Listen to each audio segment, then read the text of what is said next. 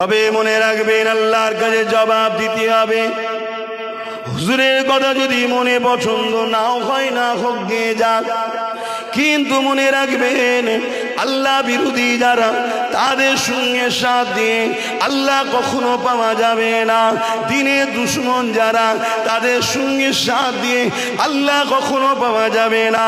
এই যুবকেরা সেদিন আল্লাহ ইব্রাহিম আলাইহিস সালামকে কত দিক দিয়ে পরীক্ষা নিয়েছে। দেখো, একটা বছর পরে ইব্রাহিম আলাইহিস সালাম উঠে করে গিয়ে যখন দূর থেকে সন্তানকে দেখলো, ইসমাইল আলাইহিস সালাম হামাগুড়ি দিয়ে আস্তে আস্তে হামাগুড়ি দিচ্ছে।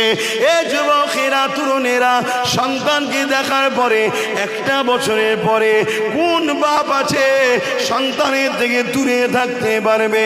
না না না, ইব্রাহিম আলাইহিস সালামের অন্তরে সন্তানের মায়া রয়েছে, স্ত্রীর মায়াও রয়েছে, কিন্তু আল্লাহ ও রাসূল নবী আল্লাহ থেকে বেশি নয়। এই জন্য তিনি আল্লাহর কথাকে প্রাধান্য দিয়ে আবার ফিরে চলে এসেছে। অনেক বড় কথা। এবারে এমন করে ইসমাইল আলাইহিস সালাম হাঁটতে শুরু করে দিয়েছে। এই যুবকেরা, তরুণেরা, এর বিচকানে আরো একটা কথা বলে দিই। ইব্রাহিম আলাইহিস সালাম এই এক বছর পরে যখন গেল, হুজুর আমার গিয়ে দেখতে লেগেছে ওই মরুভূমির ফাঁকা পাহাড় যুক্ত জায়গাটা যেখানে কাবা রয়েছে, ওই জায়গাতে আর আমার স্ত্রী হাজেরা, আমার ইসমাইল কানায়, ওখানে কয়েকশো ঘর আবাদ হয়ে গেছে। আরো জোরে বলুন সুবহান। আর এই আবাদটা কিভাবে হয়েছে সংক্ষেপে বলছে, আসরের পর তো সময় থাকে না। ইসমাইল আলাইহিস সালামকে পানির পিপাসা লেগেছিল, সবই জানেন, অনেক বড় কথা। বাচ্চারা পা ছোড়াছুড়ি করে, ইসমাইল আলাইহিস সালাম পা ছোড়াছুড়ি করছেন, পায়ের গিরালি লেগে জমিনের উপর আঘাত হয়েছে। জমিনকে আল্লাহ বলেছে সরে যা, পানি বার হয়েছে। জোরে বলুন সুবহানাল্লাহ। আর পানি যেখানে থাকবে দেখবেন পাখি সেখানে আসবে।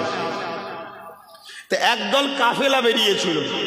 আগেকার সময় এসব কাফেলা চলতো, এবং মক্কা মদিনা এলাকায় বেশিরভাগ মানুষের তো দুম্বা, উট, বকরি এসব চড়ানোর ব্যাপার ছিল। আমার নবীর কদমে তো সোনা, তেল এখন বিরাট ব্যাপার কি। তো যাই হোক, সেই জায়গাতে ওই একদল কাফেলা দূর থেকে দেখছিল, ওই যেখানে জমজম পানির কুয়া হয়েছে ওখানে পাখি নাপচে উঠছে, পাখি নাপচে উঠছে। তারাদের যে সর্দার ছিল সে বলল ওই জায়গায় হয়তো পানি পাওয়া যেতে পারে।